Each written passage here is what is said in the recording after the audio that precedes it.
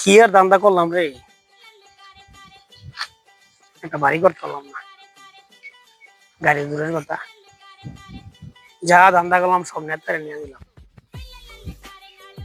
শালা সরকার পুল্টি খাওয়ার পর বড় নেতা পুল্টি বানো, এমন তো মনে করে জঙ্গলে থাকি, রাস্তায় বাড়তে পারি না। পোলাপান আগে দেখলে মনে কর সালাম দিত, এমন তো মনে কর পোলাপানকে ডিমটা দিলাম আর কষা ডিম দিয়া। আসলে জীবনটা বরবাদ হয়ে গেল রে, কেউ কইতে পারি না, সইতে পারি না, বহুত কষ্ট আছে।